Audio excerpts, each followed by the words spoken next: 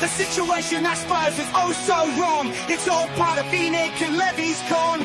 A world-class stadium, second-rate team. Spurs are winning nothing under this regime. Together we need to shout, Levy and Nick out. Together we need to shout, Levy and Nick out. Intense are filling their coffers to the brim. The football forecast looks so grim. Spurs last cup win in 2008. Unlike a proper investment, it's what true fans hate. Together we need to shout, Levy and Nick out. Together we need to shout, Levy and Nick out. Intense are filling their coffers to the brim. The football forecast looks so grim. Spurs last cup win in 2008. A lack of proper investment is what true fans hate. Together we need to shout, Levy and Nick out. Together we need to shout, Levy and Nick out.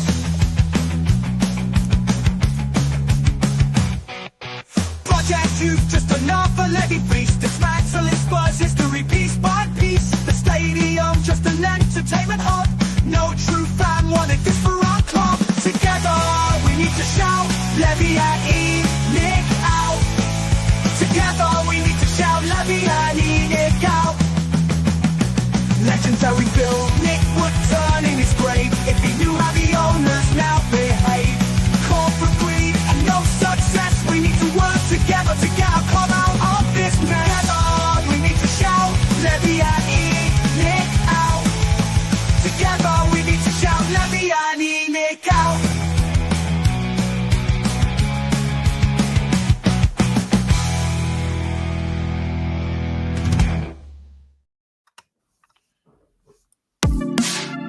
The first game we look for, Robbie. Tottenham away. When we got Tottenham away.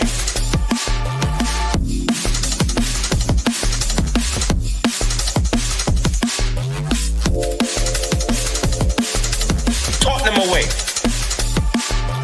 When we got Tottenham away.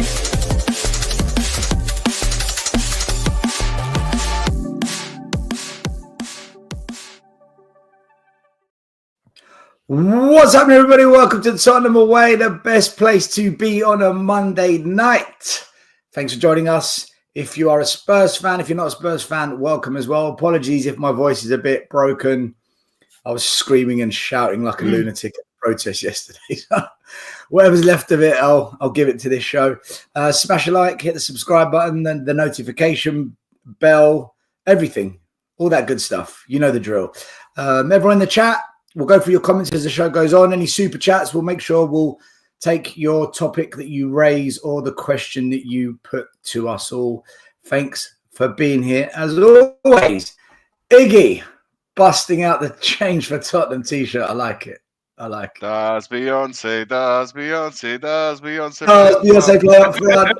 Does Beyonce play up front? Well, no. We will have Beyonce up front, Chris Brown playing behind. Having an amazing. Kendrick Lamar, the number 6. Yeah, absolutely, man. Absolutely. No, I'm good, man. How you guys? All right. Everyone in the chat doing good, I hope. Yeah, plenty to talk about yesterday, other than the match, of course. Before the protest, a good turnout. Pretty much the numbers are the same time as last one as well. So it's it was a positive turnout. Got to meet some wonderful people as well yesterday. We'll get into all of that, but yeah, man, how you doing? Put your voice aside. Everyone, are you all right? Yeah, the less I talk, the better. Some people would say standard. Okay, yeah, get your jokes out of the way. Yeah, no, I'm good. There's an excellent protest yesterday. Spurs won a game of football. Brennan Johnson's back. Ange Ball is alive. And we all went out for a YouTube meal, which was brilliant. It was good to have 20, 30 of us all just sitting there, just having a good laugh, really, just enjoying the day. So good to see Brian Daigle back in the country as well. That was good. Yeah, yesterday was nice. It's nice. I wish more match days were like that. JP, how you doing? You good? Yeah, not too bad. Pretty much kind of the same, really. It was a good start to the day. Obviously, we had a fun journey. Well, I had a fun journey getting over to you, but outside of that, once we were there, it was nice to again see the volume of people that were there. I would say it may have been slightly just above what we had last time, if not the same, which is great to keep, keeps that momentum going. But right from the start, all the way till the last songs at the end, and as I said to everyone, kind of I didn't really go into the ground to watch the game. I popped off up the road to go and watch it not necessarily watch it, but just be with the lads in the local pub, which is really, really nice. It was good seeing a lot of people, especially a lot of people who travelled from afar without tickets. There were people from Glasgow, Brighton, I don't know, Plymouth. Matt and his missus come from Birmingham as well, so yeah. I'm trying to think of all the obscure places that I heard. Yeah, and these guys didn't have tickets, but they all came down to show their, to give their valuable time for the protest and for the cause. So big up to every single person that came, to be honest. But yeah, no, I had a blast yesterday. I had an absolute blast. Maz, you were at the protest in the mill as well. Good day out. Yeah, it was fantastic. It was a long day, that's for sure. As far as the protest goes, it's great to see the numbers there. Yeah, definitely. It was great to be a part of it as well, and seeing. I remember.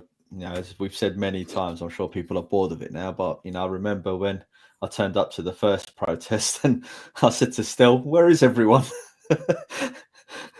and then I said to you, "We're here."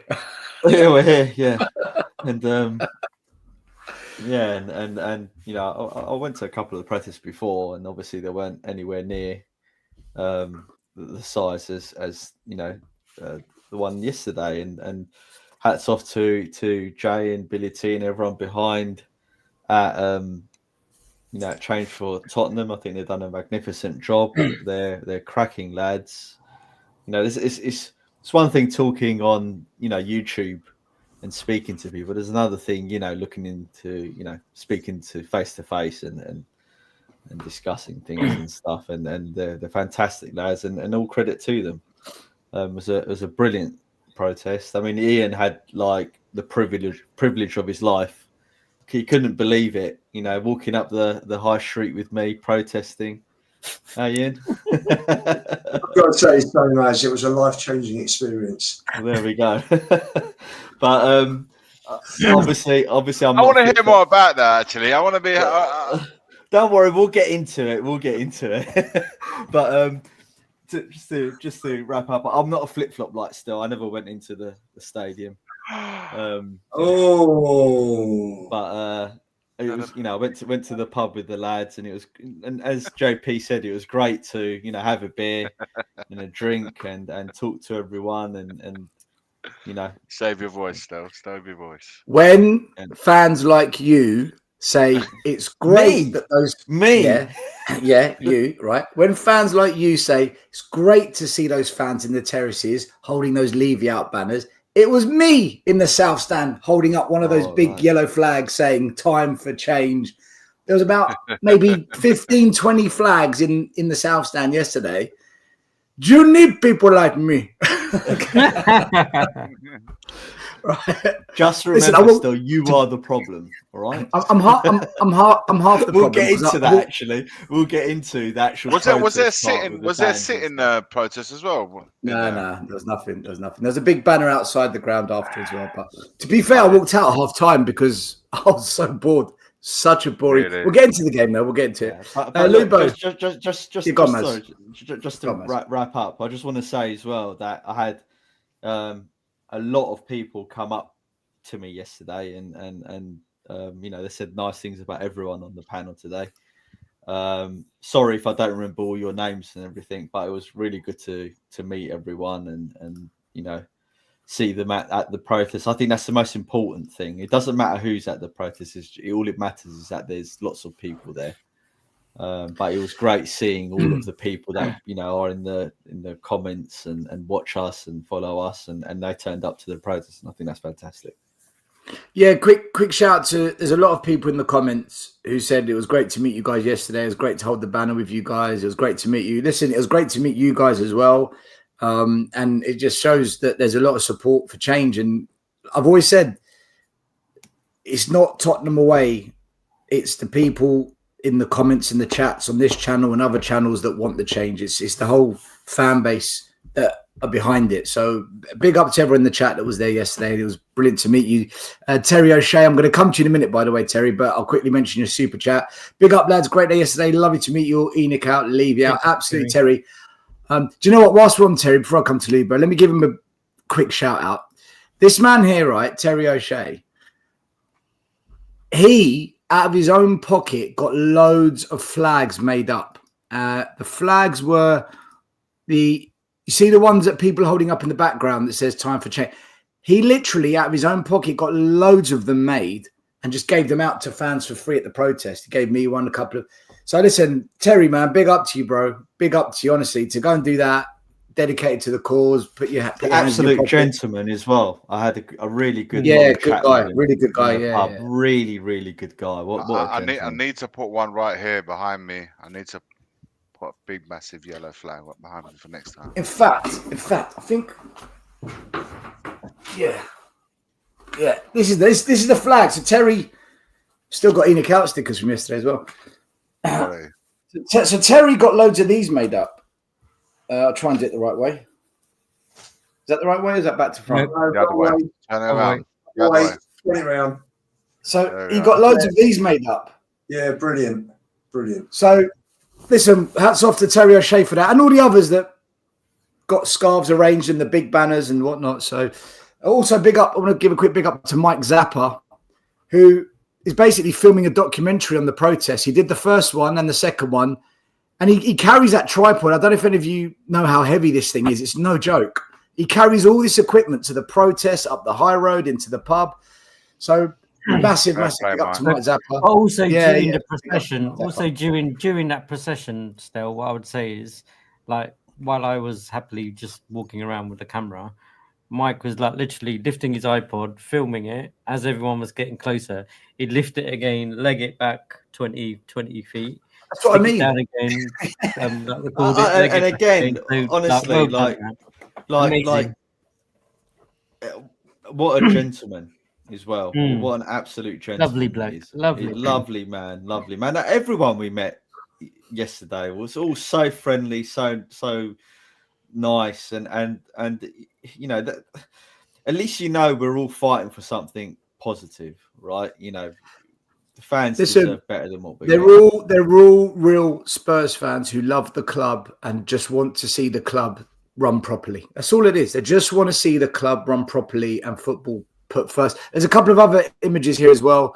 JP took with Josh. Big up Josh, who watches our channel and kind of like watches it. Like, just wanted to come and say hello. I don't know if he caught up with you as well. Still, he was looking for you, but big up to Josh. The guy just behind you, JP, in the white baseball cap. Right, shout out to him. That's William Leone. He always puts super chats in on the channel. He used to get the train from Hertfordshire when he was 18, come to the original protest, and get the train back. Right, he was at sixth form. I think I was there when he came down once. We went for lunch with him, Miggy. We went for lunch with him. We treated him. We treated him to lunch. Right, he did the funniest thing yesterday. So where the protests were lined up in front of the West Stand, okay? So we had a long procession of Spurs fans in with banners all up along the West Stand, and then the Save Our Seniors, they came as well. They lined up next to us. There were people walking past shaking their heads, like as if we were in the wrong. And I started shouting out to them, "You do realise we're 16th? Like, you do understand where we are on the league table?" And as a joke, we started shouting, roll up, get your go-karting tickets." And William shouts out, Don't forget your Kendrick Lamar tickets. Chris Brown next month. Big up to William. That was everyone started laughing. It was pure comedy. We had to banter it, otherwise we're going to end up arguing with our own fan base. But great protest, brilliant scenes. This was where we got to the beginning of the West Stand. You could see it was brilliant. It was packed. Absolutely, you know what's funny? fantastic. That BBC said there was a few hundred people. I was saying that Oh, yesterday. really? I'm thinking, why they're not showing the images? Like, why are they lying when they're reporting? There was at least the same amount as last time. Obviously, I wasn't there last time, so It was the same as last time. Mm. It was the But same as last time. 2,000-3,000, I think, easy. No Yeah, sweat. definitely. One other person quickly. JP took a photo with it. Oh, Mark. Big up the two Marks and Nige from their channel. How did we forget them? Blimey. Yeah, man. It was nice to catch up with him as well. There is another picture of him and the other Mark as well, but I couldn't find that. But big up to the two of them. Listen, really, we should have taken about 50 different photos, the amount of people. These are just ones we just randomly grabbed. So if we missed anyone out, apologies, guys. It's not because we did it on purpose. It's just we were so busy holding the banners and we were at the front of it and JP was filming. It was, you know what it's like. But big up to everyone. Lubo, you must have felt great yesterday. The sun was out. The protest was... It was nice to see a wave of yellow along the high street, just a wave of yellow. I thought it was great. I met so many lovely people yesterday. I've got to tell you, there were people. I mean, I'm walking down the bottom of the road, got out the car, walked down the road. Luvo, watch you on Tottenham away. And it was like, walked down with the two guys,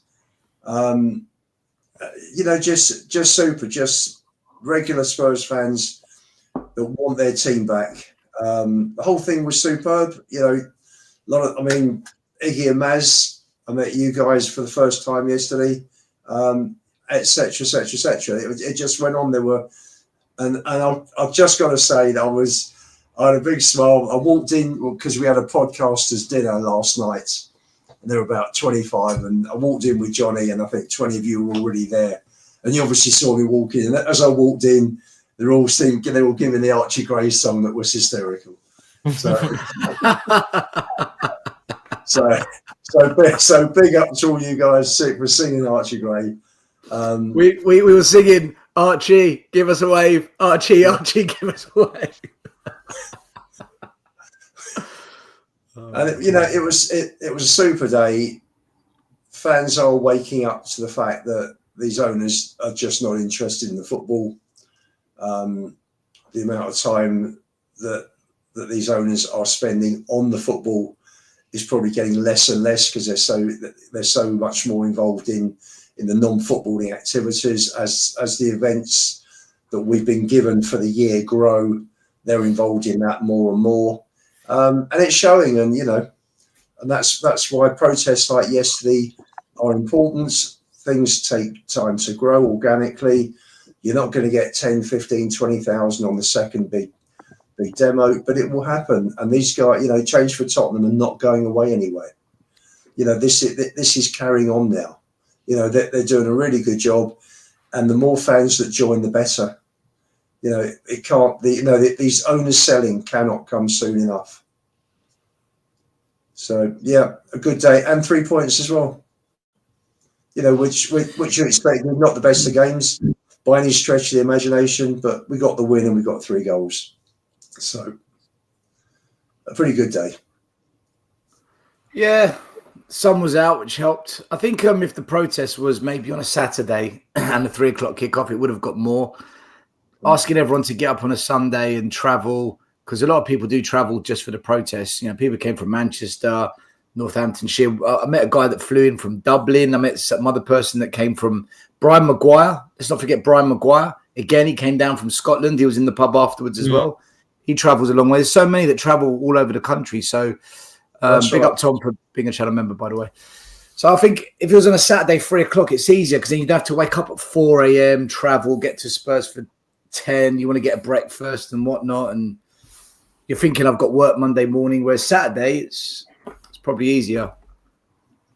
But anyway, yeah, good protests. The game itself. Do you know what? I tried to sell my ticket. I couldn't. So I went in. It was do you know what it felt like? Honestly, the atmosphere felt like a pre-season friendly. It was dead. It was just so crap. At the kickoff, there was Levy out chance, which was great. There's the yellow flags in the south stand. But then once the game started, it was boring. It wasn't anything special. And then 2-0 up, you're thinking, yeah, we're going to blitz this. Southampton had nothing to offer. And then from what I understood, because I left the game, went to the pub to meet you guys. Southampton stepped up a gear and we allowed them to step up a gear. And the game changed. And I don't know, it's difficult because these games don't mean anything anymore. But then you don't want to be losing. You need some momentum. What did you guys make of the game yesterday? Because to me, the atmosphere felt dead. Just felt like these games I don't see the point of them at the moment. First half was pretty one-sided. Second half, I think Spurs just sat back. Southampton had a lot of the ball. Vicario made a couple of good saves. The only time I think I was probably worried, and that's just through being a Tottenham fan, was when they went Southampton scored and it was 2-1, and you're looking, you're thinking, you know what, 89 minutes, we've got 5 to go. They may just nick a draw here. But they didn't really challenge after that. But again, Vicario came, was there when not has it could not easily have been 2-2. Southampton were awful. Let's be honest, they were absolutely dreadful. It would have been a damning indictment if we couldn't have beaten them yesterday. And now Andrew's got rid of 2 Southampton managers, hasn't he? After beating. So, but yeah, listen, it's all about Thursday. You win a cup for that. It's all You about Thursday. know what happened after the last time we beat Southampton? Oh, well, we scored 4 against United, so. But then we lost. But then we conceded 6 to Liverpool. But Frankfurt are not Liverpool, so, and they've got 8 players injured at the moment. Yeah, we'll get onto the Frankfurt game, guys. What do you make of these games at the moment? It's almost as if we lose, everyone jumps on the players' back. Angie's back. This is crap. This is shit. But if we win, it's like, yeah, well, these games are pointless. We're in a bit of a lose-lose situation with the Premier League at the moment because everyone's just written it off, but they're still prepared to get angry when we lose games in it. Where are we at with these Premier League games? It's odd. It's really unusual. Well, we're not really fighting for anything, are we? I know Andrew's so deluded he thinks he can still try and make it into Europe. I'm not sure about that. But I watched the extended highlights of the game and I've seen all of the pictures floating around. And you think, even against a relegated Southampton, or who we relegated, the same mistakes pop up. The same dysfunctional tactics and formation pop up. We just look slightly better. That's what it is. It's the same dysfunction, but we just look better in it. And, Johnson scores a couple of... to be fair to him, he took one of the goals really well. But, Johnson scores a couple and he's back, I think he's our top goal scorer as well, which is quite funny. So one of the worst footballers in the whole squad, he's our top goal scorer. That just sums up our season. And He can finish, man. He can finish, though. I can finish, Iggy. I can finish, mate. Put me up front. Put me up front, mate. I'll score you the best tap-ins ever. He's not my favourite player by no stretch of imagination, but he can finish and he gets himself in the positions to finish. Can you imagine the DVD? I'm not doing this battle, for and against Johnson. I'm just saying that he's there. He knows where to be every time the ball gets to a certain area of the pitch on the left-hand side. He knows what he's got to cut in and get through. But look, man, for me, listen, someone said once, it's easy when the pressure's off, and there's no pressure. It's easy to play this way.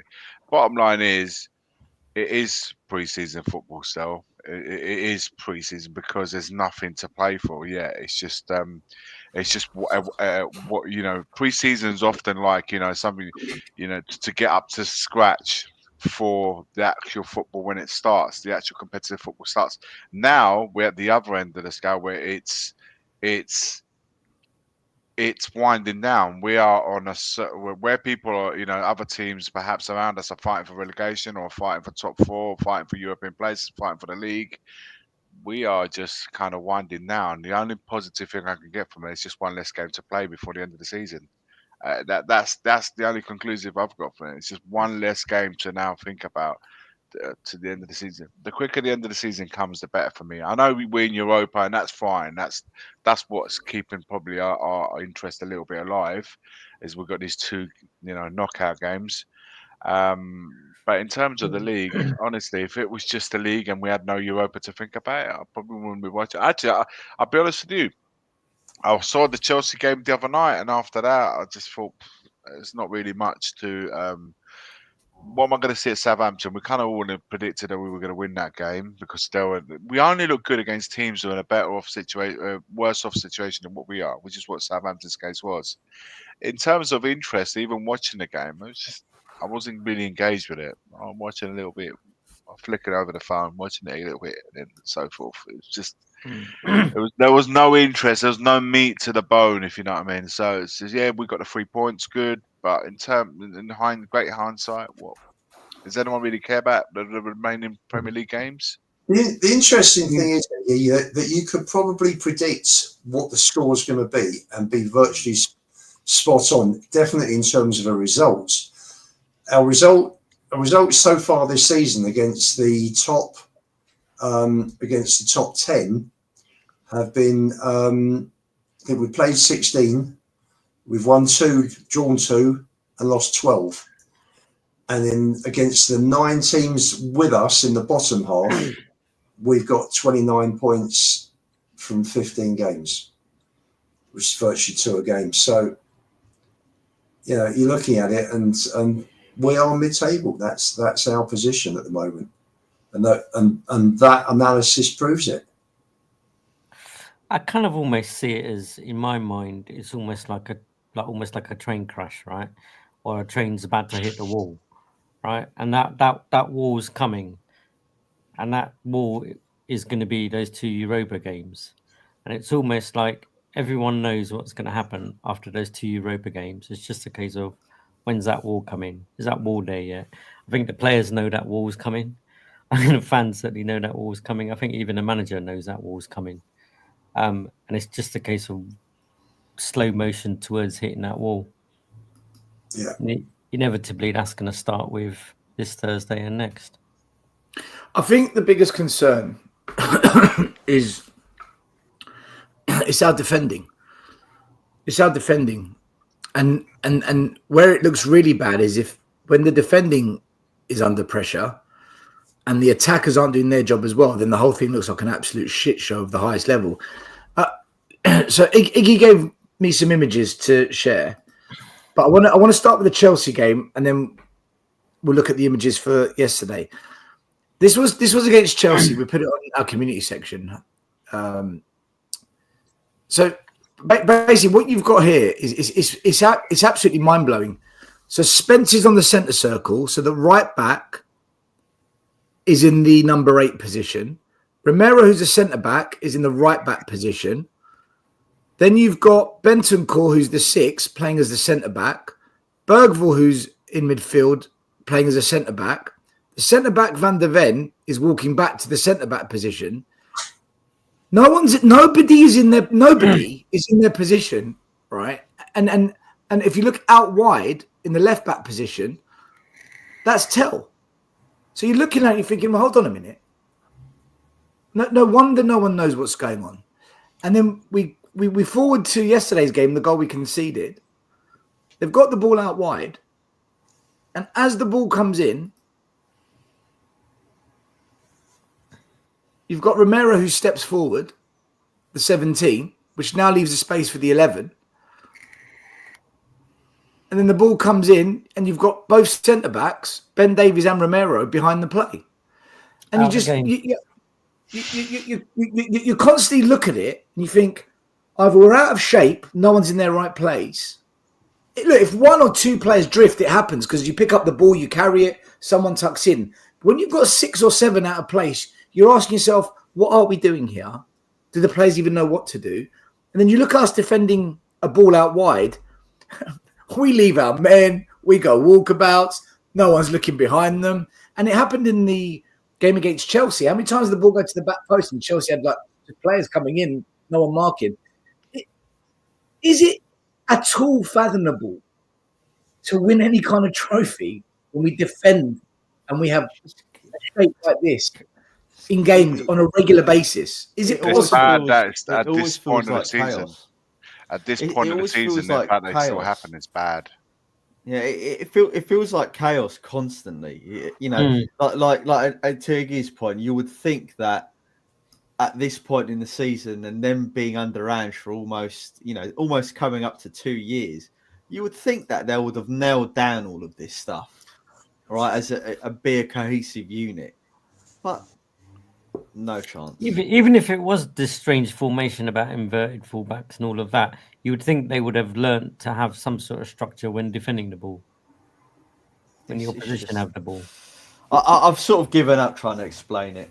You know, that first picture still, as I said to Iggy, can draw a perfect donut on that picture. Like just go around the outside and the donut fully forms. From Romero to Bentancur. So, it is absolutely unacceptable that coming up to 2 years of being manager, the exact same issues we had after game number 10 in his reign, we're now looking at the same shit. And we sit here wondering, how has no one in the club said this is not on? It has to change. And we just sit there going, it's how, it's just how we play. It's all right. So We're still in the Euro. We're still in the Europa. It's all right, and it's the audacity that Ange can go in interviews and say, "Oh, I really think we've made progress." What progress? what fucking progress have you made? Like, if we could distill it down to positives, because there's no point going through the negatives because there's just too many. What are the positives? We score goals. Doesn't. When we're losing games, Ian. No, the thing is, that's the only positive. But what type of goals do we score? Tap-ins from the 6-yard line. That's irrelevant. We're scoring goals. No, it does matter. It does. Do you know? I'll tell you why it matters. Let me tell you why it matters. It matters because, right, we're so predictable that as soon as you come against a team that has half decent players, right, the same old nonsense happens, and then we can't score goals. We scored 4 against City. We scored 4 against Villa. They're 2 good sides. Yeah, and how many times has that happened? Okay, but it happens. It happens. Yeah, well, Can I say very quickly? The clock's always right twice a day, right? Can I say very quickly? With regards to the goals we score, I just want to focus on the Premier League because we're the second top goal scorers in the league. 70% of our goals, the majority of our goals have come in 70% of games, which means when we score lots or we don't score. There's no balance or consistency in the goal scoring. It's not as if we score 2 goals every week. 2 goals, 2 goals. It's either 4 or 0, 3 or 1, 5 or 0. It's like this. So it's really it's chaos. It's luck. It's like roll the dice. Maybe we'll get the 2 6s we need, right? Or roll the dice. Shit, we've got a 3. We're out. That's why the goals we score are so high, because they're heavily lopsided into a small percentage of games. I think it was we scored 70% of our goals in 35% of games. So the other 65% of games, and 2/3 of the season, we're not really scoring. We're struggling. That's the issue we've got. But yeah, if you just look at the number of goals scored, bloody hell, we're a brilliant attacking team. Not quite, if you break it down. But if you just look at the one stat, it looks fantastic, which is why we're 17th or wherever we are. Where are we now? 14th, 15th? I don't even know. 14th. 14th, yeah. That's why. It's because we're not consistent goal scorers. Sure. We might not score for 3 games, and we'll score 6 in the fourth game, so it averages out at like 2 or 3, two goals a game. I don't know, but what do you guys think defensively we can pull it together to win a Europa Cup? Because I don't know a team that can win a trophy without being good defensively. I remember, was it Atalanta that won the Europa Cup last year? Yeah, they Leverkusen, didn't they? 3-0. But didn't Atalanta keep a clean sheet in that game? Was it 3-0 they won? 3-0. Yeah, I'm sure Olympiacos won the Europa, the Conference League 1-0. They kept a clean sheet. I just feel that if you're going to win this tournament, your defense has got to be on point at some stage, and there's no sign to say that defensively we get it. We actually are looking just as bad with Romero and Van der Ven than we were without them. It looks just as fucking shit. But still, I played centre back. The first thing you've got to have as a centre back, you've got to have 3 options to pass whenever you're on the ball. Romero and Van der Ven, whoever it is, Danso, Davis, Gray, whoever, they look up, they're on the ball. Fullbacks are nowhere. So they'll pass to the other centre back. And you think back to the goal that we conceded when we lost 1-0 to Palace. Basuma's nowhere. Porro's too far up. So Romero's had to ping a ball across his own area to Van der Ven, who's lost the ball. The ball finished up in the back of our net. If we had fullbacks that were there, that were in their proper position, you've got an option. So you've got a fullback, you've got a centre back, depending on which side it is, and you've got a midfield player who should be dropping in to make up the third option. If the centre back wants to play it short, we don't have that. We're wide open. We got fullbacks that are inverting further up. So teams pick the ball up, we lose possession, and there are massive big gaps because you've got the 2 at the back, and that's it. And they've got to cover the whole width of the pitch. So we're always going to be in trouble. We're always going to concede goals. I don't blame the centre backs at all. They're 2 players having to do the job of 4, which is ridiculous. We don't play with a 6 either, so we haven't got any. So the 2 centre backs have got no cover in front of them. In the first year, the first big year of Poch, you had Dyer slotting in front of Toby and Jan, and then I think Wayne Yarn did the following year. We don't even have that, so we're going to concede goals left, right, and centre. After 2 years, then you think the manager should sort that out, Ian?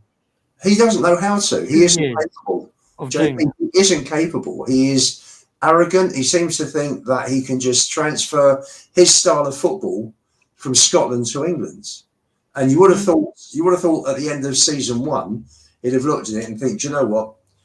Let's go back to basics. I'll sit down with my coaching squad. Let's work out a different strategy, a different way of playing for this coming season. No, we just carry on. And he is naive. He's just not capable. He doesn't have it up here to do it. He's not capable of doing it.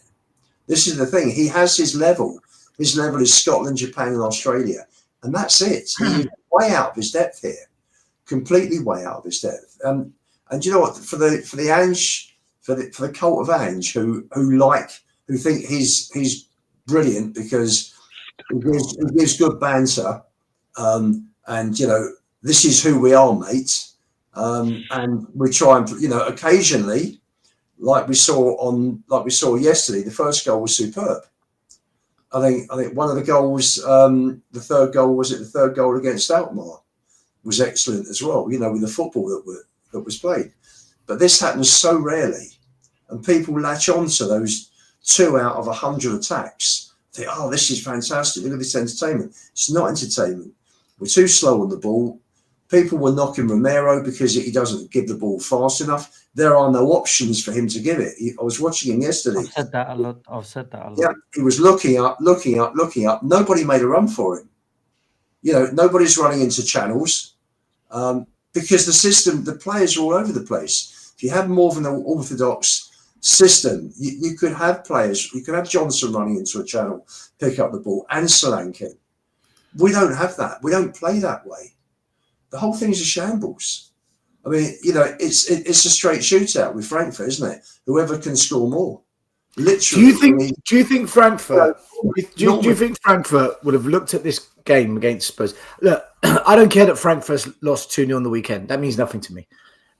We lose games 2-0 to Fulham. Big deal. This game on Thursday, do you think Frankfurt?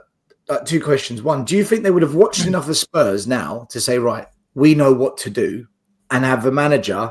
Because AZ Alkmaar knew what to do in the first leg and almost the second leg. They knew what to do, and that's AZ Alkmaar. So do you think the manager will look at us and say, right, I know what to do, and they'll come and do it? And two, do you think, unlike Ange, we're just going to go for it every time we play, do you think they'll come and be a lot more pragmatic and say, look, as long as we don't lose, as long as we get a draw, we'll take you back to Germany's second leg and then we'll deal with you there?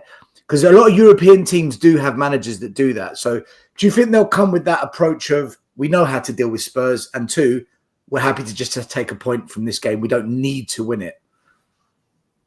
I think 100%. At the end of the day, what's the stake? Well, it's the place in the semis. That's at stake, right? So that manager from Frankfurt will plan it out.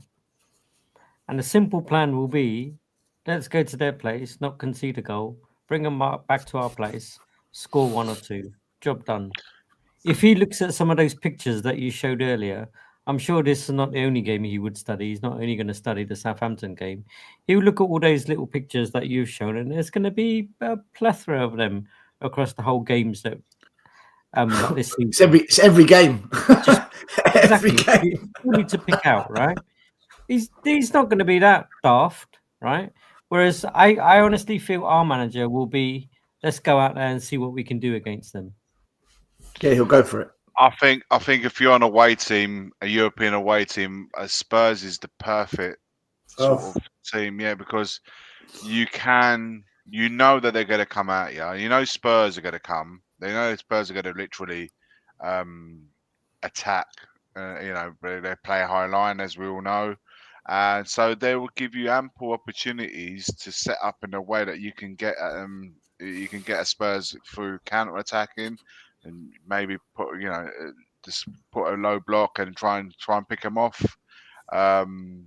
Spurs can be got at with balls over the top very easily behind the fullback. So there are ways to hurt Spurs, because we've showed many ways that how we can be got at. And they will give you opportunities. Spurs are the kind of team that will set up in a way that will give you, for an away team, plenty of opportunities to get in behind. It's happened quite a bit in Europe as well. So I feel that they will feel that you're right. As long as they're putting the tie still open, going over to Germany. But I don't think they're just going to sit back and do nothing and just kind of take a 0-0 or whatever. I feel like they will say, do you know what? Let's be patient. Let's see how they get on, and we'll pick them off in every opportunity, especially through set pieces. That I feel, not so much corners, but set pieces and in the wide areas. I think we've seen even for those pictures, we can be got at, because Chelsea and Southampton. What I've noticed, that there's an overload, 2v1s or 3v1s in the wide areas from one side, picking the ball to the other side. There's always an overload there, because one of our centre-backs is not picking anyone up. He's leaving. One centre-back seems to be going able. That means two forwards are between one centre-back, and therefore Jed Spence has to shuffle across, leaving the overload. And that's happened. I saw that. I was telling you guys about it in the WhatsApp, even during the Chelsea game, that there were so many overloads that they could have hurt us, and we got picked up. And then Southampton's goal was a similar way that they scored. So they would have seen that. And there's and Frankfurt have got forward. Their forwards are quite, they're lively. So I don't think they'll be overly worried, but for sure they want to take something back to Germany. And for me and our team, we've got to take that advantage. I feel we need to take some sort of a positive advantage to Germany. I don't feel we can leave the tie wide open going over there. I think we've got to have at least a 2-goal advantage if we're gonna give ourselves half a chance to get through. I think so. Since Mamouche left and the close of the transfer window, I mean, they had 2 great results against Ajax, didn't they? But in the league, they've won 3, drawn 1, lost 4, and they've let in 16 goals. Now, 8 of them were 4 apiece with Bayern and Leverkusen, and they're 20 points behind Bayern. So, you know, they're not top level German. You know, they're not a top level German club. They're miles off those Top level in England either, Lubo. They're So miles off them. But they're conceding goals. So, you know, The thing is, so are we. We're conceding on average what 2 goals a game, like on average.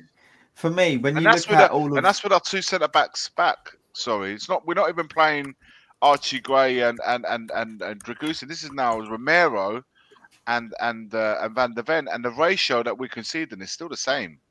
It's still the same. It's the context. It's the context of how we play that's allowing that to happen. It's not the level of the players that we have it. It doesn't matter which level. If you can have a quality player and an average player, so to speak, but if the context is the same, you're going to concede because you're not set up as a team to counter it.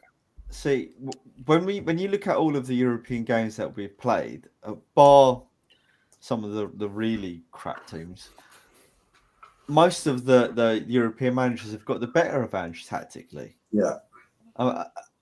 You know, Karabag, Galatasaray. You know, even what they called the other German team we played. Is it Hoffenheim?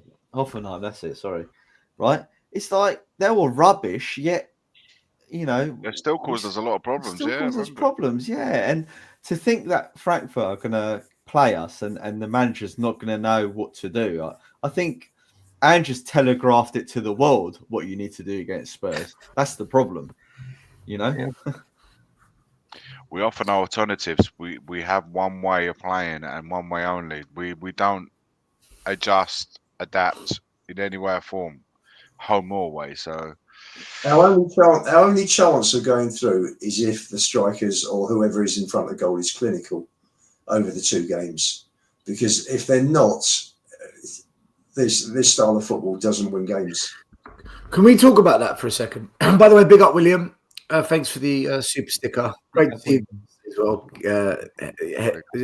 Kendrick Lamar joke was brilliant. The strikers at the moment, okay. Son and Solanke are very concerning. Son, the last 3 games has been, I mean, all season. Let's be honest, he's not at it. And then you got Matthias Tell, who offers us nothing up front, and Solanke, he flatters to deceive, man. He's just, what does he really do? You know, the only one really who consistently scores is Johnson, who is probably the worst footballer of all of them. So, where are we? Where are we with these strikers? And by the way, just because it popped into my head, what did you make of Tell taking the penalty and not letting Brennan Johnson get the hat trick? What was that about? That was a bit weird, actually. Yeah, what was that about? It was a strange one, wasn't it? For me, look, I think I spoke to you guys about it yesterday. The hat trick thing is only a thing in the Premier League. In anywhere else in Europe, it's not a big thing. If anything, Tell would have looked at Johnson funny to say, hang on a minute, you've already scored twice. Let me score my first goal for Spurs. This is an opportunity for me to score. So it wouldn't have been. And also, Johnson kind of asked to take the penalty. I don't think he really forced the issue. He didn't grab the ball saying, I'm effing taking it, you know, bugger off. This is mine. He didn't really force the issue. So once that happens and someone else is like really forceful in saying, I'm taking this, is what Tell actually did. It's listen, it's one of those ones, isn't it? Like I think but Johnson should have been a bit more, more forceful in saying, "I'm taking this one in to get my hat trick." But like I said, in Europe, it's not a big thing. It's not like. But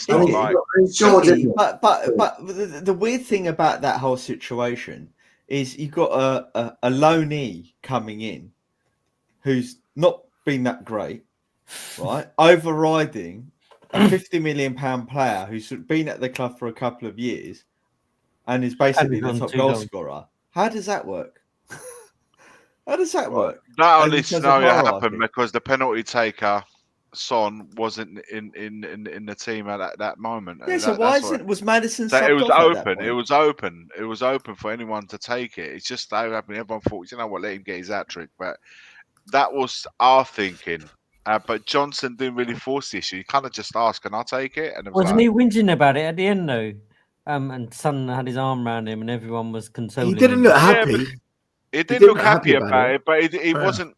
Johnson's not that kind of guy that he's not going to be happy about it, but he's not going to create an issue. He wasn't going to go into like a full-blown argument about it, like some players have had, which is probably the worst thing to see on a pitch when two players are proper at it. You know, like I'm thinking of like a Di Canio Lampard. It happened with like the Chelsea players when Cole Palmer.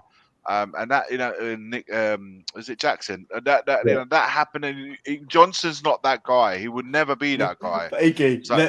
But if someone had to, like the captain had to step in and say, Romero said, "You know what? Let him take it." Oh, that's bollocks. What a shit decision. No, it's my thinking. It might be bollocks. No, but Max in the comments at 9:30 still, right? What a crap decision that is. Romero, who's never in the effing team, comes in, right, and says to Johnson, "Sorry, son, you can't have your hat trick. Give it to Tell, who's going to possibly not even be here in like two months." It's just nuts. It's nuts, man. We should have more bollocks about him, Johnson. If he wants to be a top player, he needs to stamp his authority a little bit on the pitch if he wants to be like a main player. I agree. I agree. He didn't force the issue. That's what I'm saying. He didn't. If I'm on my hat trick, I'm grabbing that ball and don't come anywhere near me. Like I would literally. But I'm saying Johnson's not that type, and I think Tell seized his opportunity because of that, saying, "Do you know what? You've already scored twice." Like I said, in Europe, it's not a thing about scoring hat trick. Tell would have probably looked at it. It's like, hang on a minute, I've got an opportunity to score here. I haven't scored since I've arrived. Then you've already scored twice. I'm taking it. I'm trying to give you a different mindset of how one would have looked at it when the other one was on a hat trick. When he's like, And Maz Johnson probably thought to himself, "Do you know what? There's no I in team." So, we scored. I don't know, man. As an attacking striker, I've heard everything tonight. You want your quota of goals, and if there's a sniff of a hat trick, you're in there. Can you imagine Harry Kane, right? Exactly, but it's different mentality. That's what I'm trying to say. I don't think Johnson's that guy. They need to have a bit more arrogance about them. I'm going to say what my boy Alex says. They need to have a bit of swag about them, a bit of arrogance. Yeah, but do you see that in Johnson? Do you see that? Well, then that's his fault, then, isn't it? I agree. He missed an opportunity. He missed an opportunity to get his hat trick in that moment. The difference, taking Kane as the footballer out of things. Kane was the club. Kane's the club penalty taker. Son is the club penalty taker. Son wasn't on the pitch. There's a vacuum. Yeah, but they haven't, surely. People step into a vacuum, don't they? It happened to be Tell, not Johnson. Doesn't matter. But that's fine. But my criticism is with Johnson, right? I'm not. Fine, I understand Iggy's point of view. Tell's like, yeah, I want to score my first goal, whatever, right? He took his opportunity, he scored it. But Johnson, if he's meant to be our 50 million Ange ball wonder kid, right, who is amazing at tapping the goals in, kid. right? Then yeah, but you're grabbing that. He should have a bit of balls about him, thinking they paid 50 million quid for me. I'm going to show the guys what I can do and demand the hat trick. That still has been giving me shit all season. I'm going to put a hat trick down. That's still that flip flop who wasn't meant to be at the game, right? Yeah. I wasn't at the game for the penalty. No, but Well, you missed out. You could have sang the song. I'm definitely with Maz on that one. If I was him, I'd be grabbing that ball, putting it down. I would have walked out. If he scored a hat trick, I would have walked out. What about Solanke and Son people? You know, they're senior players. They're more experienced players. They're not performing. You know, people say at the end of the day, they're on the pitch to score goals. If they're not scoring, they've got to be creating. They're not doing either. I think. Okay, I'm gonna do a Lubo here. I'm gonna give the positive. I think that it's a positive that Solanke's managed to score 6 goals this season or 7, right? Because our other 55, 60 million pound striker in his first season scored 1 goal. So at least he's so it's a better return there. Yeah, 6 times more effective than Richarlison. No, I'm in all seriousness. I'm you know, you see patches of Solanke and you think, oh yeah, he looks, you know, half decent, not a bad player, looks half decent. Sometimes he does some good things, you know, in terms of closing down and the hustling. But he's 65 million quid. I think he's a flop. I mean, what a flop, honestly. Maz, he had his best season last year. He scored 60% of his goals with his head. We don't play that way. There was actually no point buying Solanke if you're not going to use him to his strengths. But again, that's Foster. Everyone said he was the solution. We don't create enough chances for him. He's not someone that will score every time that he gets an opportunity. He will take maybe 2-3 chances to get 1 goal. We don't create the chances that Bournemouth created for him. And another thing, just lastly, before you go on, Stel, I think more than a goal scoring side of it, the only reason why we've in the previous games that we've been in the games, whether we've lost or marginally lost or marginally won, is because our goalkeeper's been saving us. He makes 2-3 saves every single game in important moments. That's a fact. He saves us, even against Southampton. He saved us at a crucial point of the game before we go. It could have been that game could have been brought to life again. I'll say it. If no one else wants to say it, I'll say it. I think even with in a Europa Cup, if we're going to go through over the 2 games, I think Vicario has to result as one of our best players on the pitch. Even more probably the best player. Probably the best player. I think we need the best version of him to go through. I don't think we're going to go through without it. Can I just say, right, with Solanke, right? Maz, please, let me say one thing quickly because I've got to get off my chest. We signed Solanke, who scores 60% of his goals from heading, and we don't cross balls into the box. We signed Archie Gray, who's a 6, and we never play him as a 6. We signed Brennan Johnson, who was a second striker at Forest. We play him as a left winger. We didn't want to play Spence. He's forced to play Spence from injury, and he inverts him. What does Andrew fucking do right with the players that we bring in? Literally, you sign them because they're really good at something. They come to Spurs, right? I need you to do something else. You signed Timo Werner twice, doesn't even play him. No, so I've got to call that it's sickening. It's actually sickening. Zeb in the chat, it says Solanke is the worst Spurs striker I have ever. I'm assuming he means ever seen. No, Richarlison is pretty bad. I don't know. That Vincent Janssen didn't offer much, did he? Has the guy in the comments ever seen Ian Moore's Andy Booth, Raziak? Probably not. The golden era. But look, for me, Solanke, I take your point. Soldado, £30 million. I take your point that Solanke's not getting the crosses in for him to score the headers. However, when he does have his opportunities to score, he doesn't bury them. So he needs to take those opportunities, and he doesn't. I think he's out of confidence, Maz. I think he's very low on confidence. Well, none of them have got confidence under Ange Ball, though. And let's be honest. I mean, he's got confidence in the Ange Ball system. He spends more time outside the box, though. I don't think we get anything anywhere near as much as we should be getting out of Solanke. because of the system that's played. I think he is low on confidence. You know, you just look at the 2 chances he got at Fulham. Kane would have just buried him without even thinking about it. He wasn't even holding the ball up on Saturday, Solanke, although he did help to hold the centre back off which enabled Maddison to head the ball through to Johnson for the second goal. So, you know, you got to give credit where that's due.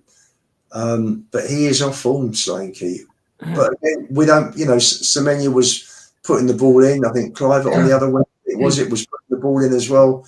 And the guy was scoring with headers. So, but Can I say one thing though about Solanke? If you look at his entire career from day one, since he became a pro, the season we're seeing right now is identical to every season he's ever had, other than the 1 year at Bournemouth. This is everything Solanke's stats have shown us before we signed him, other than that 1 year at Bournemouth. Does that not tell you? Because he's average 27 now. No, does that not tell you that Iriola's had more? I mean, listen, Solanke, was he there when Diego Costa was centre forward or Drogba? I mean, he's never going to get in front of those guys anyway, is he? Liverpool, I mean, you know, they got no shortage of strikers. So, but Iriola got a tune out of him. Okay, but he's the main man at Spurs. But if you're buying a player for £57 million off the back of the last season, I'd rather have him scoring the goals and playing well in the previous season and buying him off the back of that than bringing Werner in, who hasn't been good for 6 years. Well, let's not bring Werner into this, all right? No. That's the point I'm making. Rather than but Lubo, why are you defending Solanke? What is it about Solanke that you feel the need to defend him? If Arsenal bought Solanke and he scored 6 goals, you would be crucifying and laughing at them. Yep. Right. So why are you defending him? I'm pointing out. Lubo. Here we go. Look, right. So at Chelsea, he got no goals, but he didn't have any appearances. He then went on loan to Vitesse. He played 25 games and scored 7 goals. Is Vitesse an Austrian league? Vitesse is Dutch. Vitesse Arnhem. Dutch, right. So he went to Holland, which isn't a great league. It's all right. 25 games, 7 goals. He then went to Liverpool, 21 appearances, 1 goal. Bournemouth, 72 goals in 199 games, but 2/3 of those games were in the Championship. In fact, most of them were in the leagues below. So, and this year, 7 goals in 22. So he's pretty much on course to every season since 2014, other than the Bournemouth year. For England, under 16s, 6 games, 1 goal. Under 18s, 7 games, 2 goals. Under 19s, 10 games, 3 goals.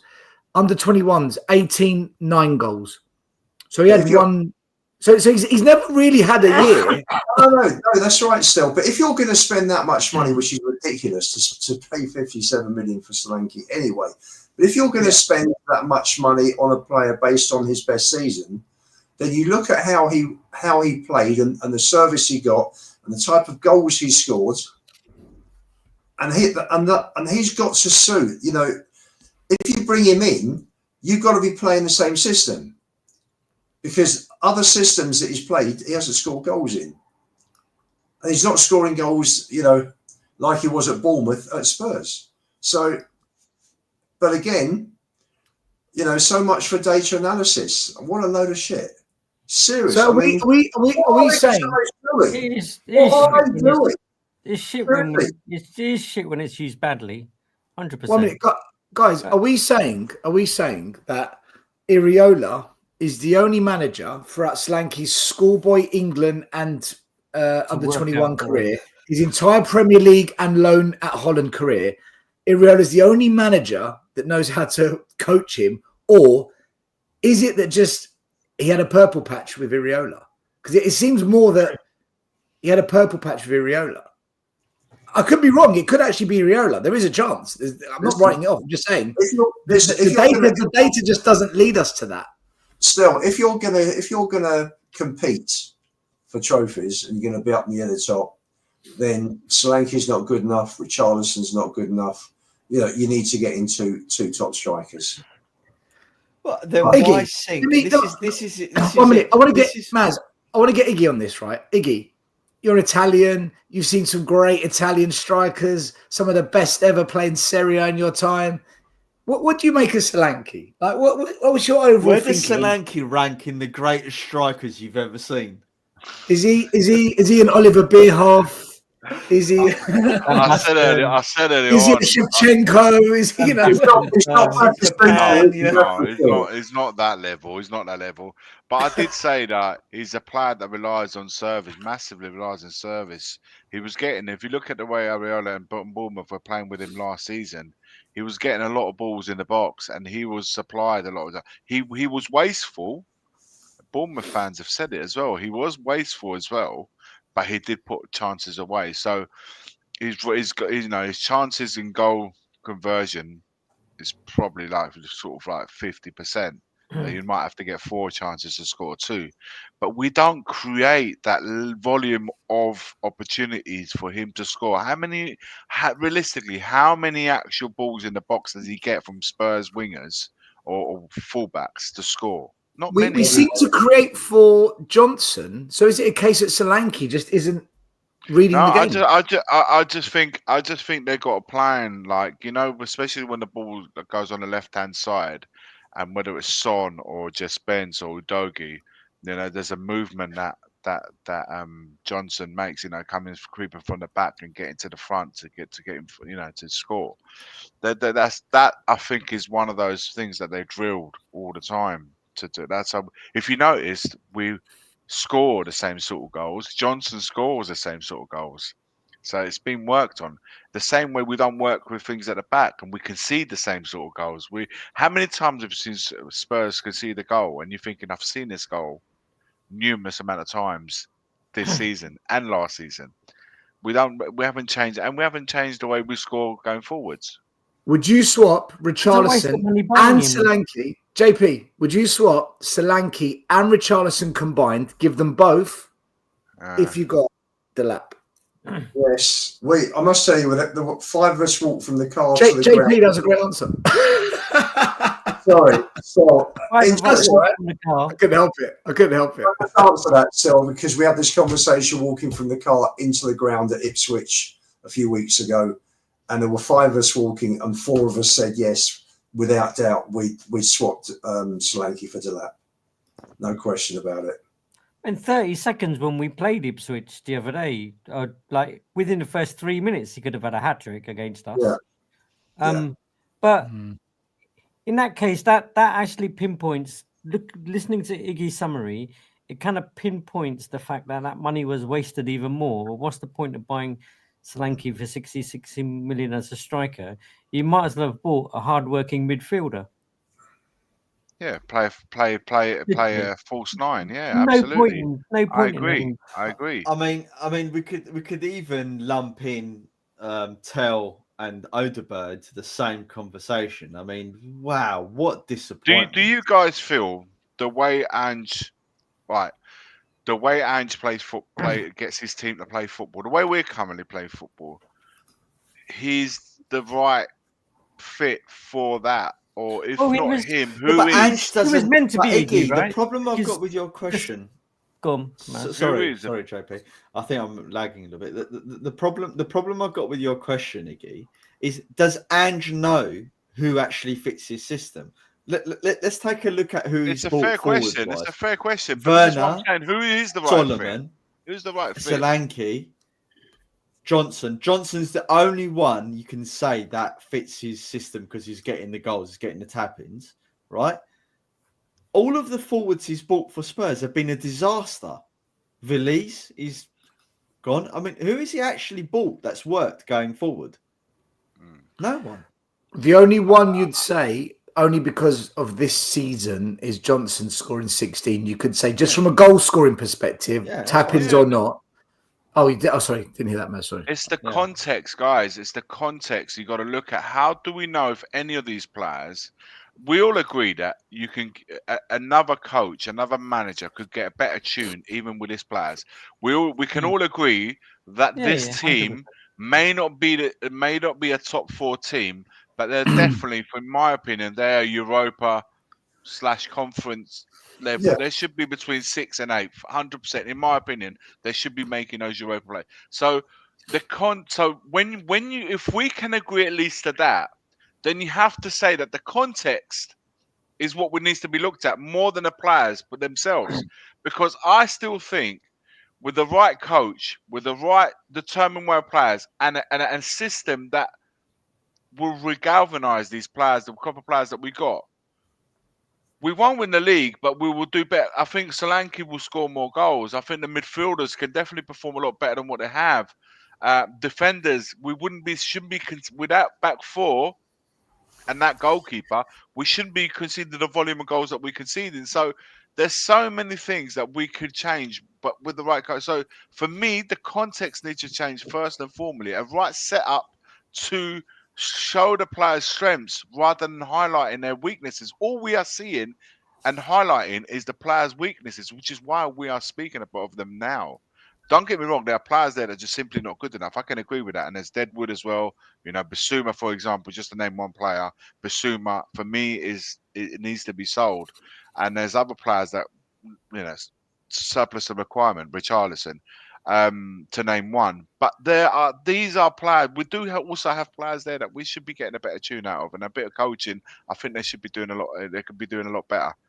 That's it. And for me, only then I could really say, right, is Solanke really to the level? But we have to put him in a situation where you have to look at what worked for him at Bournemouth and why did he do so well at Bournemouth? And we brought him in because that's what Can I throw a spanner in the works here, right? I want to throw a spanner in the works. We're saying if we change the way we play, it'll be better for Solanke.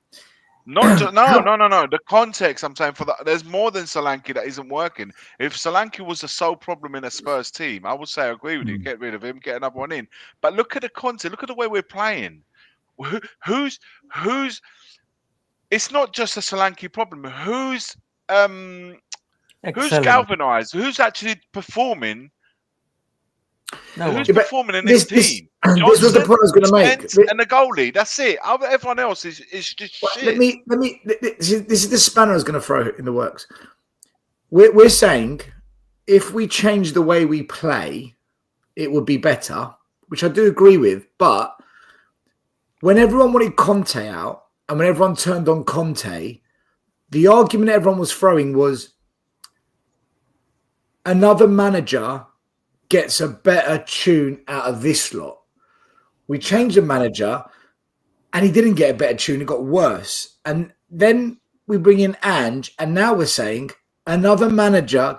Is it a case? Is it a case that just maybe a lot of these players aren't very good?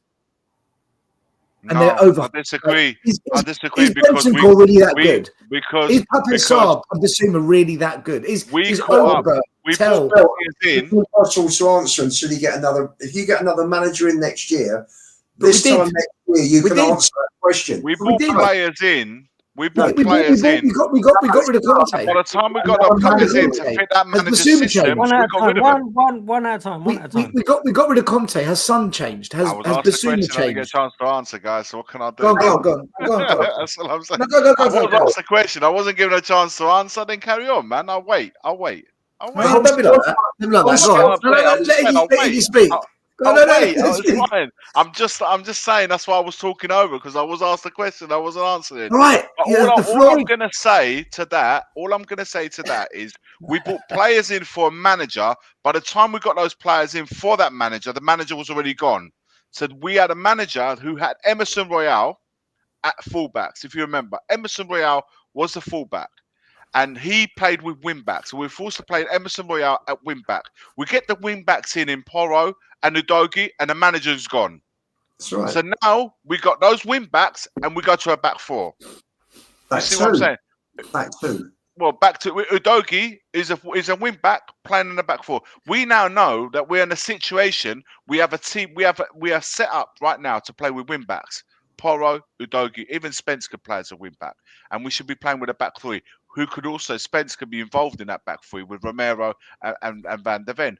We are set up to play like that. We should be playing with two up front. So the sole responsibility isn't, we don't have a Kane. We can take the sole responsibility of being the number 9 and he gets all the goals. We should be playing a 2 forwards. So the responsibility isn't just on Solanke. We could play Son next to Solanke, just to give you an example. So now Son, who for me can no longer play out wide, should be playing more inside. And I think we'd probably get a better tune out of Son. Could be playing in 3-man midfield like we've been doing, free up Maddison and play with wing backs. I think that would be the best suit. Now, Conte, to answer Stoll's question, would get a better tune out of this team because we finally have the players, the key players, to play 3 centre backs. If Dragusin was there, we could play with the 3, which is what I think he would. And he would play wing backs and 2 up front. And I think that will work a lot better. But then what will happen is we will now get players in that probably suit Ange, and Ange will be gone. And we're always playing catch up for the next manager. We never have a team that's ready for the manager that's what managing. Players suit Ange? I'd Because love to see these players. I want to know what players suit Ange. I don't know. I don't like his context. I don't like the way we play. I hate any manager that completely nullifies and doesn't take care of the defending side of the game. I think you are doomed once you ignore any basic level of defending. You are doomed. You can have the best goalkeeper, you can have the World Cup winner playing at centre back. If you neglect any defensive part of your game, you will not have a chance of winning absolutely anything, because when it comes down to the crunch and you get to the quarterfinals, semi-finals, you'll find that the best teams that win, yes, have a good striker, but they have a fucking good defense, man. You got to look at Inter Milan, you've got to look at Man City. I'm talking about previous Champions League finalists. You're the Chelseas, and you've had Atalanta, who were good at going forward, but it was solid at the back as well. Frankfurt, these are good teams, man, but they are based on a solid foundation, and then you can go forward. And say once you got that strong back behind you, then you know what, we can attack because we got players that can defend as well. We don't have that. We're not set up like that. And just had the opportunity. He's had 3 transfer windows to configure the squad how he chooses. He's failed. Right, he failed. Right. I get your point where we sign players and by the time the players come in, the manager's already been sacked, and then everyone's left with everyone else's players. But him, out of all the managers we've had since Poch, has had the opportunity over 2 years to buy the players in, sell the players, right, configure the squad, and he's fucked it. He's absolutely fucked it. And he's been given a lot longer than any other manager in this position. A lot of managers would have gone 16 defeats. I don't remember a manager that's still been at the club after 16 defeats. Sorry, man. I don't know. For me, when I saw that pre-season and Skip and Gray were the 2 centre backs, right, and for the 5-6 friendlies we played, it was basically all the kids, right? Conley was left back. And everyone was playing in all these different positions. And you're thinking, what is going on? It can't be this bad when the season starts. He's got to have something up his sleeve. And look what's happened this season. That was pre-season preparation, folks. I mean, mate, honestly, we keep going on about Conte, man. He had Dyer, he had Longley, and he had Emerson in his back. Davis, Sanchez, Tanganga, Fraser Forster in goal. Come on, man! What we're talking about here? This is what I'm trying to say. He had the Luis at an end of an era, and he was one of the great goalkeepers, but he was at the end of an era there. So what I'm trying to say is, you look at what he had then, and by the time we got those players in, imagine with these defenders right now. I still think I only didn't like Jed Spence. I know that. But he had Udogie, Porro, and I think with Van der Ven and would be a lot more solid. And I think Dragusin would have been a big part of that, because I'm pretty certain that he's a Conte type of player. And in the back 3, he would have suited a lot better. Imagine playing for Juventus, winning everything, managing Chelsea, managing Inter Milan with the players Won he everywhere. had. He won. He He comes won to everywhere. Spurs, right? That's his experience of football, his whole life. He comes to Spurs. There's Longley, there's Eric Dyer, there's Chicky Royale, there's Oliver Skip. No wonder he fucking lost it. Still, he just to give it, didn't have a clue what hit him. he took a Napoli team. He took on a Napoli team that finished 10th last season, right? They're 31 games in. They played tonight. They drew 1-1. 31 games in. He's 3 points behind Inter, so he's challenging for the league. He's behind Inter, but he's challenging. What I'm trying to say is he's galvanised the players, and with the same players. And wait, on top of it, he lost as what's their forward? I've forgotten his name. He plays for Galatasaray. Osimhen, and he lost Cavara at PSG in January. So he's lost 2 of his best players at Napoli, and he's still challenging. He's second in the league after finishing 10th with those players that I'm just talking to you about. So what I'm trying to say is the context. It's the context, guys. Context. Yeah, but it's like Lewis Hamilton. His whole youth, he won go-karting championships, got into Formula racing, drove for Ferrari, McLaren, Williams, and then one day he's told, right, there's a Ford Cortina. race. No. The more apt example would be, right?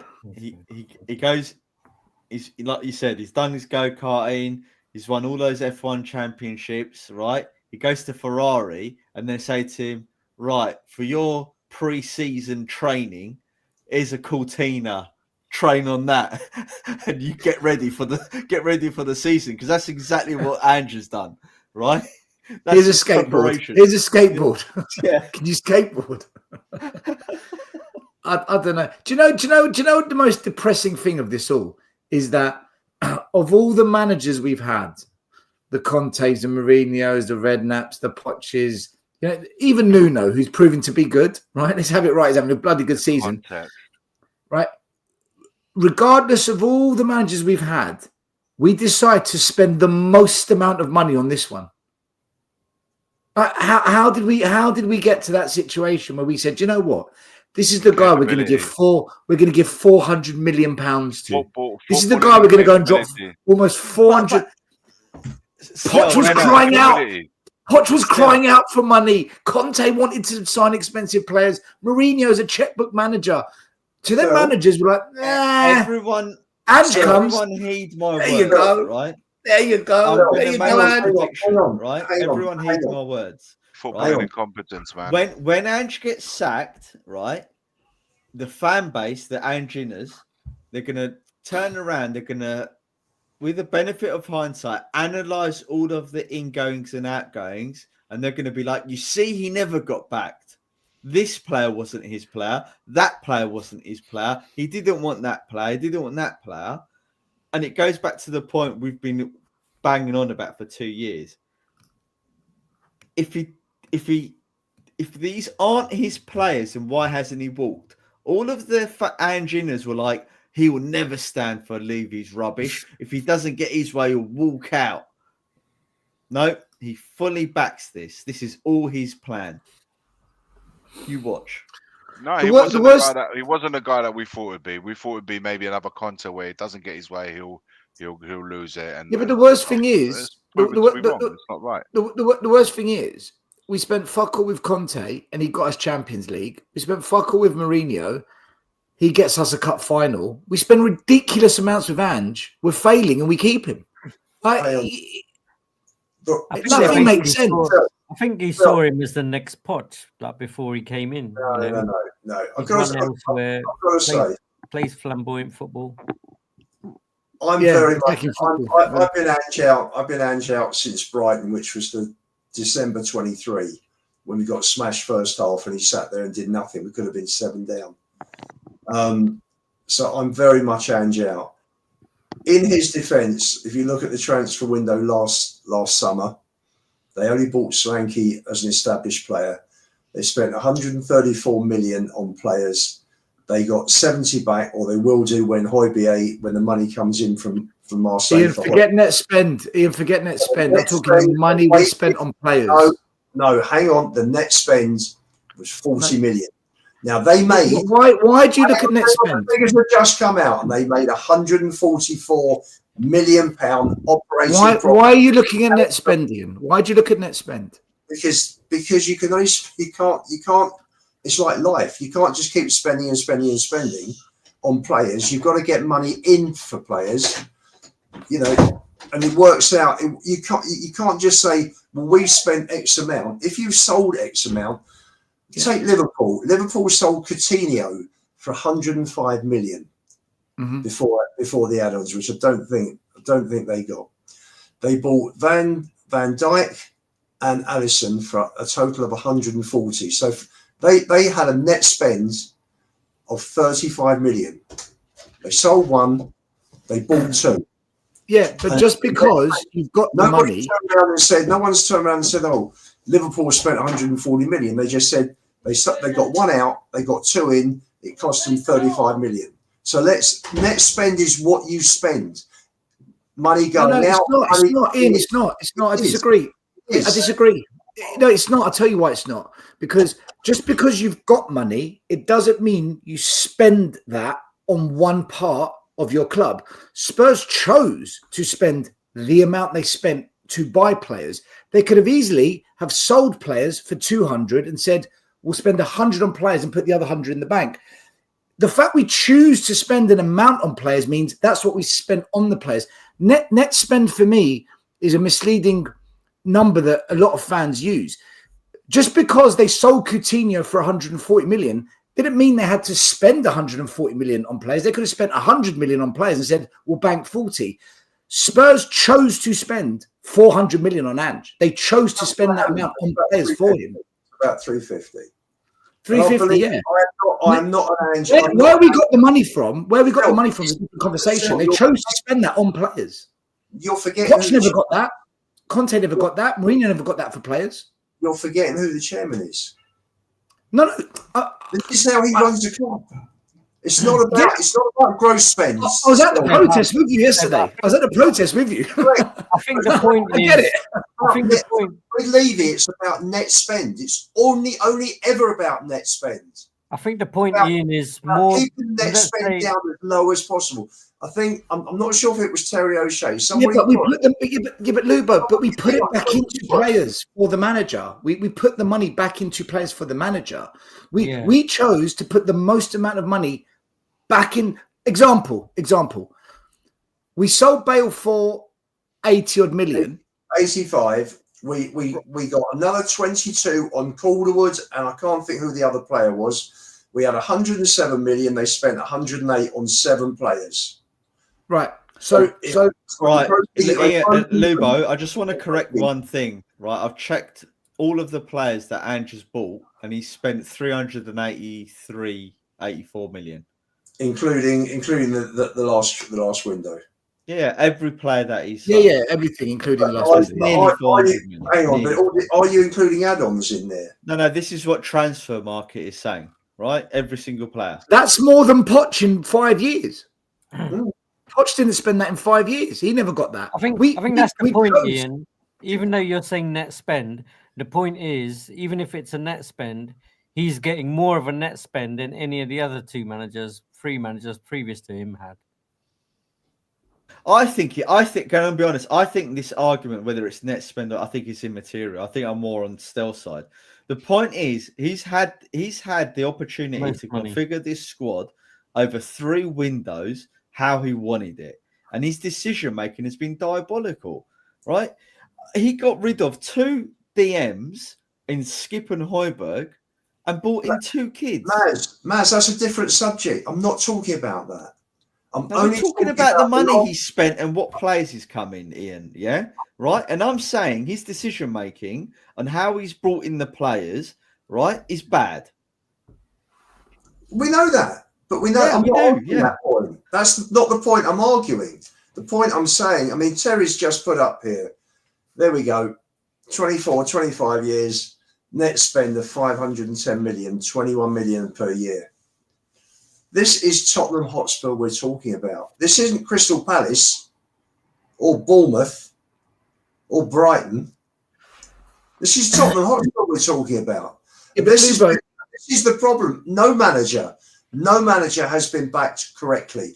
Andrew's been backed more than others, but none of them have been backed the way that other clubs back and support their managers. Oh, 1 minute. Nobody was complaining when Liverpool sold Coutinho and with the money they bought Van Dijk and Alisson. They didn't complain because they went and won everything.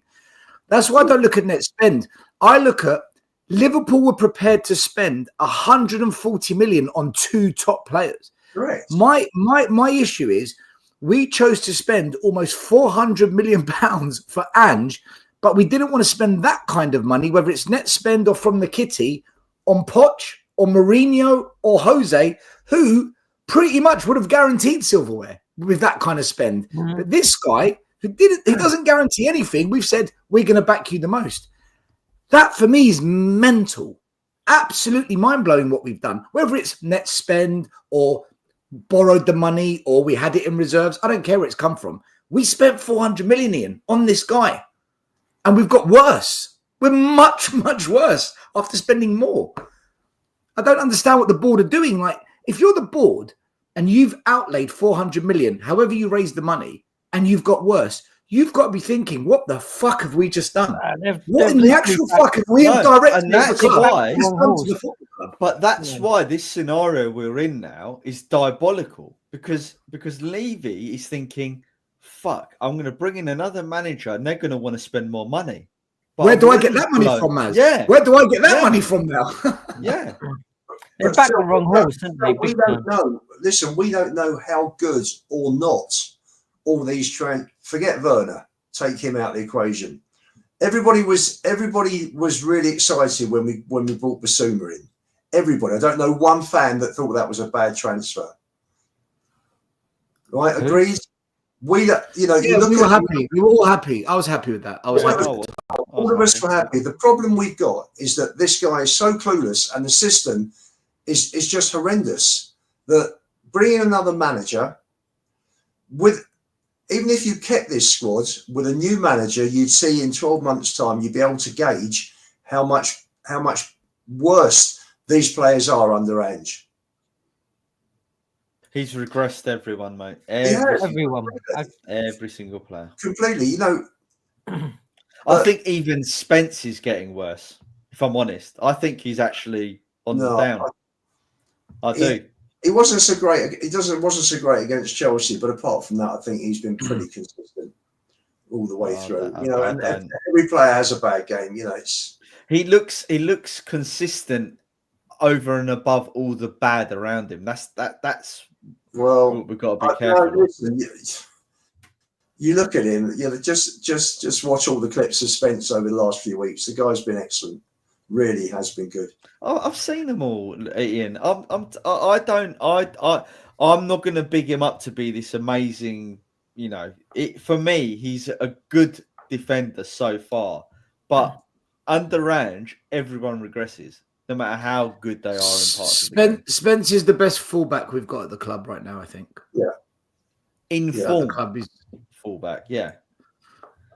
A couple of super chats quickly. A user says, whether we win or not, it's done either way. Fed up. And then he also says, thanks again. Can't believe people getting wet over a Southampton win. It's just something to cheer, isn't it? I want to show you this, guys, by the way. This is a chart of Spurs' league position since they last won a trophy. Look at when Pochettino arrived and look when he was sacked. Since then, we had a dip, we panned out, Conte raised us back up, and then we've gone off a cliff. So since 2019, between 15 and 19, the years 2015 and 2019, we were at our peak. Before that was the Redknapp years. So you could say Redknapp and Poch, that era, we peaked. Mm-hmm.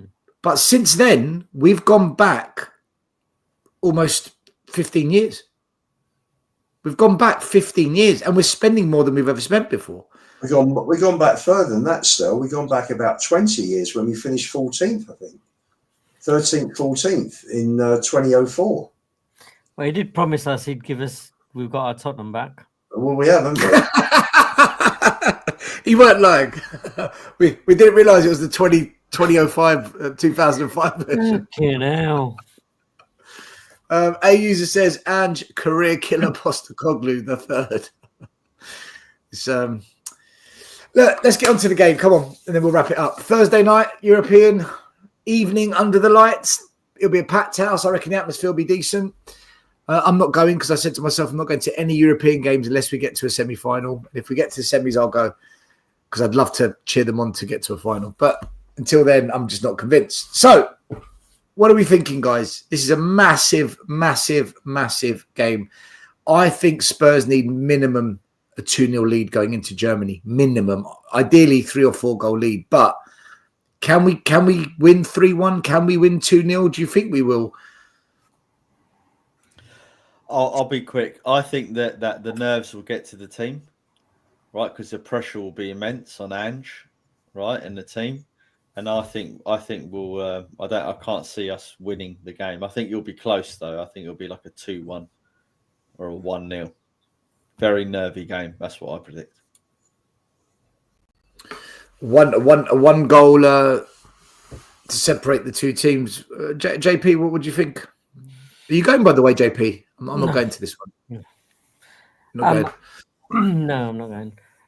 I don't know when the last time Spurs kept a clean sheet. So I can't see us keeping a clean sheet.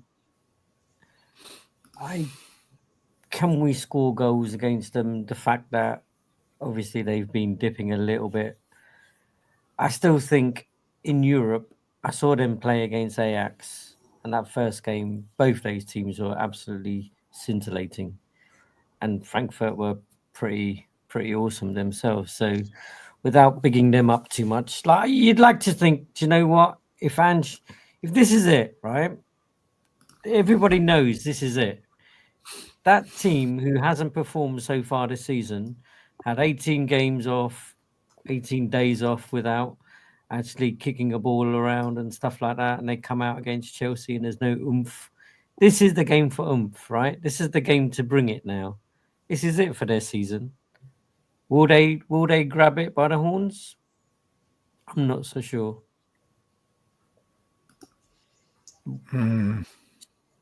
I'm kind of going with a 2-1 as well. I think to them, that's similar to Maz.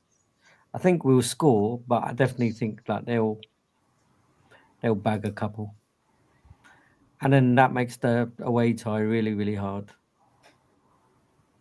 The comments are all over the shop. There's 2-1 losses, 3-1 losses, 3-1 wins, 5-0 wins, 1-1s, 2-2s. So no consistency in the predictions, which sums up Spurs chaos. Lubo, what? You must be going to the game, surely. I'll be there. Yeah. My head hasn't got a clue, so I'm going to go with my heart, and I'm going to go 3-1 Spurs. Archie Gray hat trick. He won't even get on, probably. Probably won't even get on. I've given up expecting Ange to give him a proper opportunity. Yeah, I feel for that. I honestly feel for that lad now. He's done his all. He's put his sweat and blood into every single position possible for us.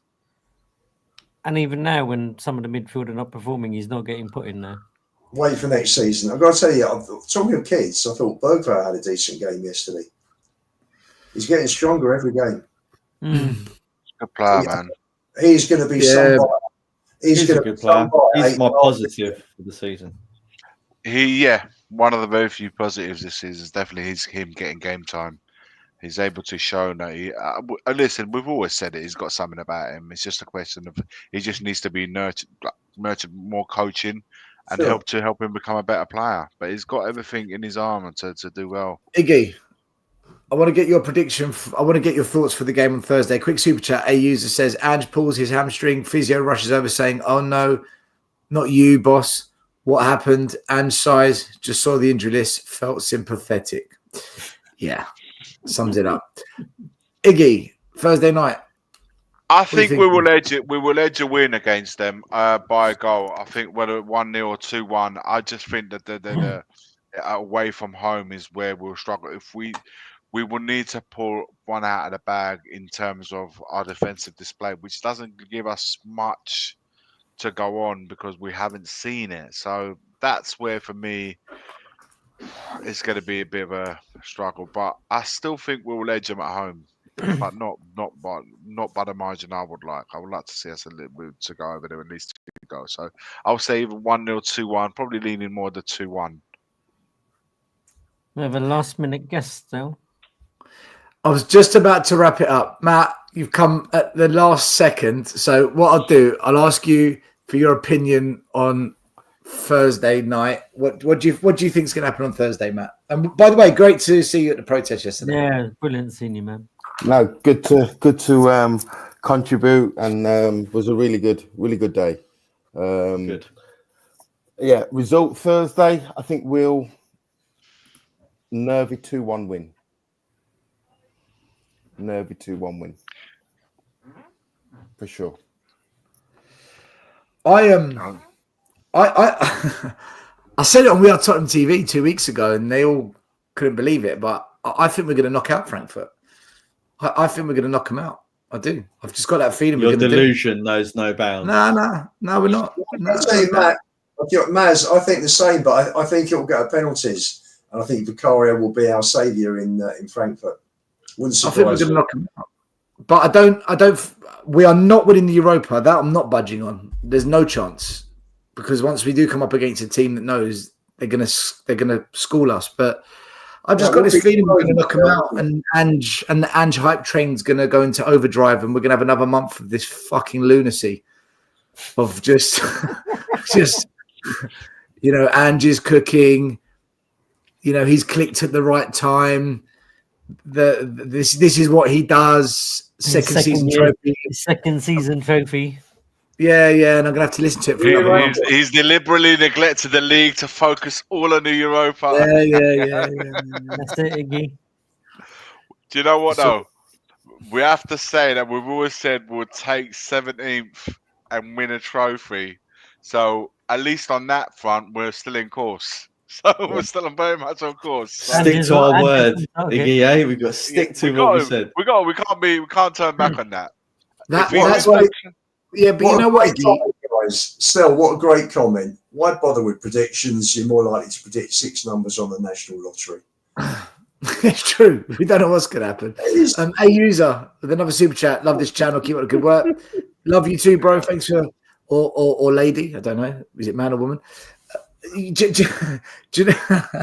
know what though? When we said that we'd take 17th as long as we win a trophy, we said that before we saw the centre back playing as a holding mid, the right back playing as a left back, the striker playing as a left winger, and the number 10 playing as a number 6. We said it before that. Before that happened every week. It's all part of the strategy. And we signed Werner twice since then. It's all part of the strategy. Can you imagine us in that Champions League table next year? We finished 36th, wouldn't we? We'll get battered. You just get a whipping, boys. Yeah? Spurs v PSG. It'll be a fucking absolute. It'll be abuse. They'll be calling the police out. A crime. There's been a crime at White Hart Lane.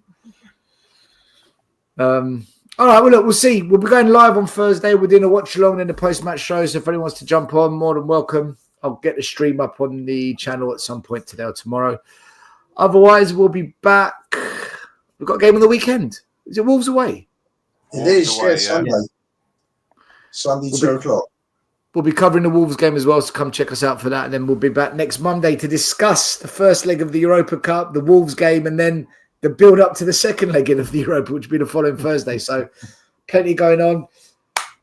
Boys, it's like a slow death, isn't it? It's like, that's what I feel like. I told you, man, it's that train. Like we're bleeding out, and we're just not dying. I told you, man, it's that train coming. It seems. Do you know what, guys? It's funny, Maz. You mentioned that. It seems like months since we beat Alkmaar, doesn't it? Seems like forever. Like forever, yeah. And it's finally coming around this week. That before we sign off, that Southampton game felt like the end of season game. It did, didn't it? Yeah. I'm telling you guys, it felt like a pre-season. No, there was no excitement at all. There was no singing of songs other. There was Levy out once or twice, and just people were. VAR killed that game as well. My God, we sat there for about 5 minutes waiting for VAR to make a decision. 6 minutes that took. Still ridiculous, didn't it? And he was offside because of his hands. I mean, what's the game come to? Seriously, someone's hand is offside.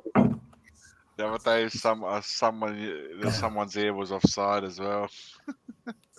Yeah, look. I can't say anything. Stell's back on the Basuma balloons. Stell's become the Hotspur hippie. Hotspur. Oh, my Lord. Guys, listen, thanks for being here as always. Big up yourselves. We'll be back on Thursday. Come and join us. Otherwise, have a good week. Until then, come on the Spurs. Much love, everyone. The first game we look for, Robbie. Tottenham away. When we got Tottenham away. Tottenham away. When we got Tottenham away.